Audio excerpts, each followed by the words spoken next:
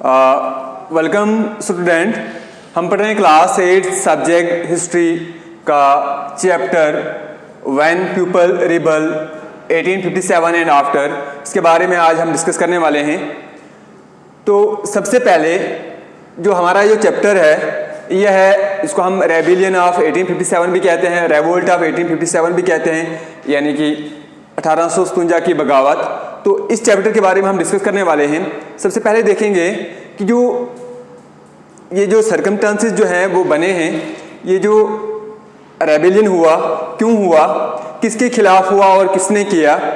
Basically India जो था ये एक रिच एंड फर्टाइल जो है लैंड थी, ठीक है। यहाँ पे जो रिसोर्सेज थे काफ़ी एविडेंस फॉर्म में थे, ठीक है। और यहाँ के जो क्राफ्ट वगैरह जो हैं या जो यहाँ की जो स्पाइसेस, ठीक है, यहाँ के जो सिल्क और कॉटन, वो पूरे इंटरनेशनल मार्केट में जो है काफ़ी मशहूर थे, फेमस थे, ठीक है।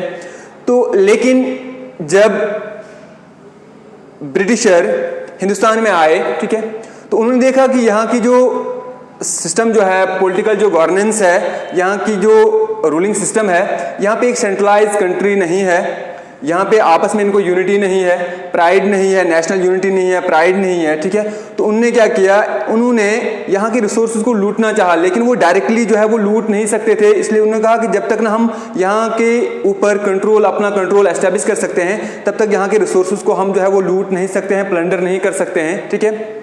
तो इसलिए उन्होंने क्या किया, उन्होंने यहाँ पे अपनी पॉलिटिकल अथॉरिटी जो है एस्टैब्लिश करनी चाहिए, ठीक है।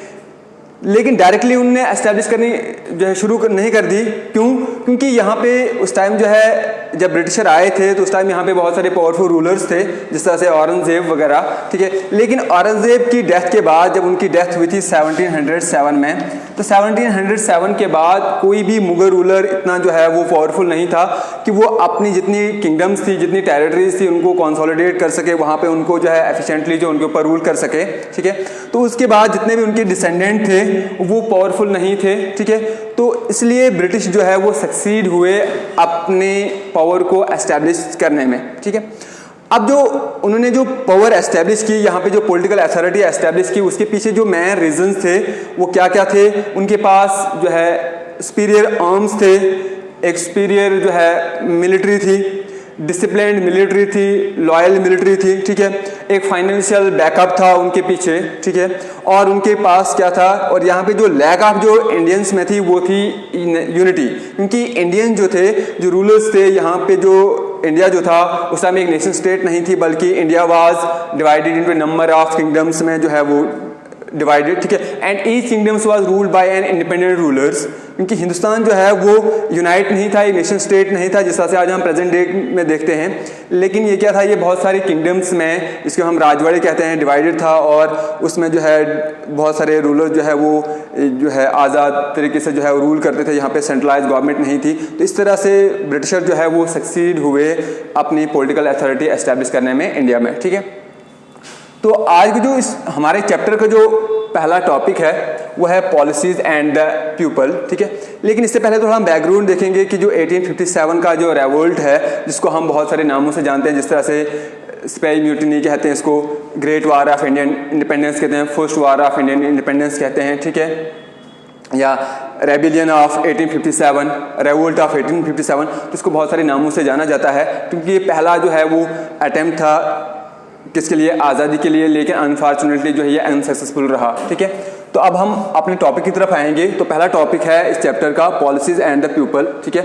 नवाब लूज देयर पावर, यानी कि जब ब्रिटिशर हिंदुस्तान में आए, जब उन्होंने आहिस्ता आहिस्ता से अपना पॉलिटिकल जो कंट्रोल जो है इंडियंस टेरिटरीज के ऊपर बढ़ाना शुरू कर दिया, तो बहुत सारे नवाब जो थे जो पावरफुल नहीं थे, ठीक है। तो उन्होंने अपने अथॉरिटी एंड पावर को जो है मेंटेन करने के लिए उन्होंने क्या किया, ब्रिटिशर के साथ मिड 18th सेंचुरी में, यानी कि 1750 के बाद नेगोशिएट करना शुरू कर दिया, ताकि वो अपनी जो पावर है या अपनी जो टेरिटरीज है उनको वो रिटेन कर सकें, ठीक है। लेकिन उनका ये नेगोशिएशन जो है वो फेल हुआ, ये सक्सेसफुल नहीं हुआ।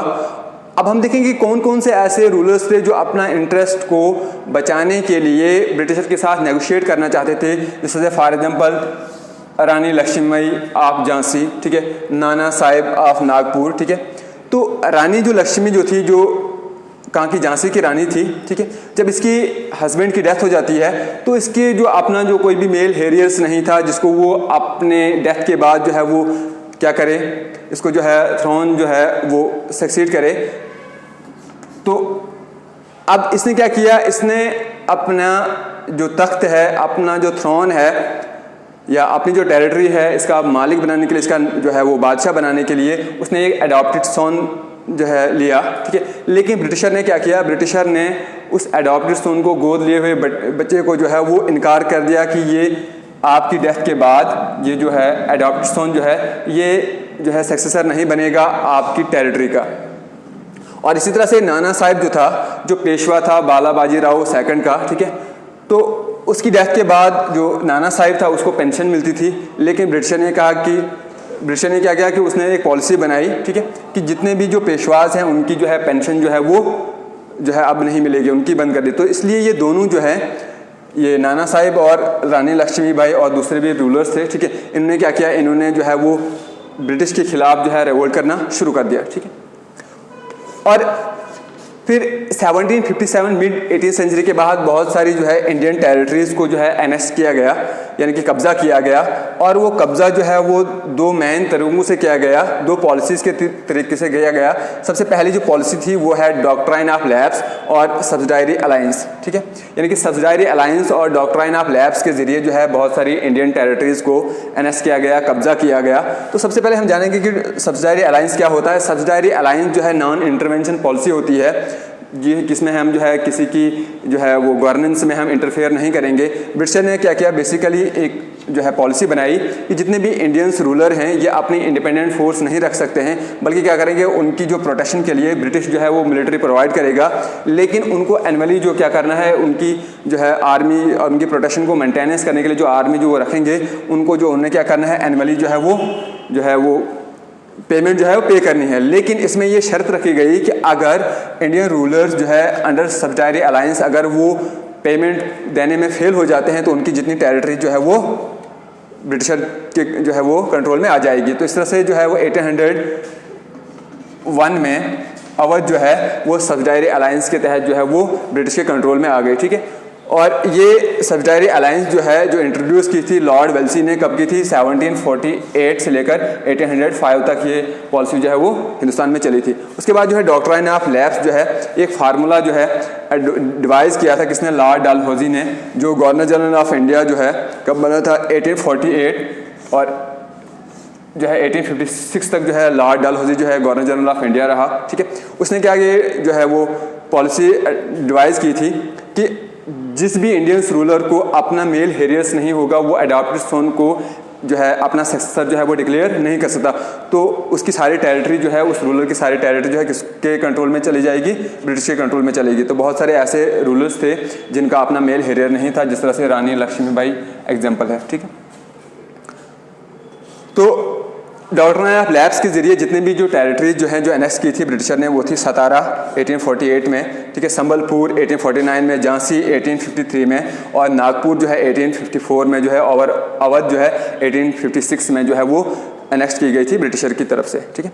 और उसके बाद उन्होंने क्या किया, और इसके बाद जो है जो नेक्स्ट गवर्नर जनरल जो बना था, जिसके टाइम में ये रेवोल्ट ऑफ 1856 जो है वो हुआ, 1857 जो हुआ था, तो उसके टाइम में जो है यानी कि लॉर्ड डलहौजी के बाद जो गवर्नर जनरल ऑफ इंडिया बना था वो लॉर्ड कैनिंग था। वही last governor general of India है और वही फर्स्ट वाइसरॉय ऑफ इंडिया भी है, ठीक है। तो फिर ब्रिटिशर ने क्या किया, Britisher plans to end the Mughal dynasty, यानी कि ब्रिटिशर ने प्लान बनाया कि किस तरह से मुगल ख़ानदान को हम ख़त्म करेंगे और अपना जो है कंप्लीट जो है रूल जो है इंडिया के ऊपर एस्टैब्लिश करेंगे। तो सबसे पहले उन्होंने कौन से स्टेप उठाए, उन्होंने क्या किया, remove the names of Mughal Kings from the coins. सबसे पहले उन्होंने जो सिक्के थे हिंदुस्तान में, उनके ऊपर जो मार्क्स होता था वो बादशाह का होता था, तो उन्होंने क्या किया, उनका नाम जो है वो सबसे पहले जो है वो कॉइन से हटा दिया। उसके बाद क्या किया, 1849 में लॉर्ड डलहौजी ने अनाउंस किया था कि बहादुर शाह जफ़र जो लास्ट मुगल रूलर था, बहादुर शाह जफ़र सेकंड, तो उसकी मरने के बाद जो है ये जो मुगल रूलर जो है ये कहाँ पे रहते थे, रेड फोर्ट में रहते थे, लेकिन वहाँ से इनको क्या किया गया, शिफ्ट किया जाएगा, ठीक है। और इनको जो है दूसरा कोई रेजिडेंस दिया जाए, यहाँ पे ये रहेंगे, ठीक है।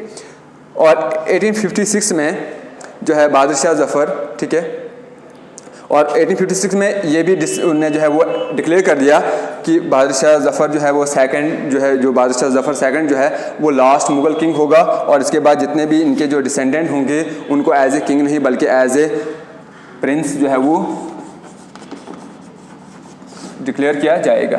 तो ये इसका इंट्रोडक्टरी पार्ट था और एक दो टॉपिक हमने इसमें डिस्कस किए गए।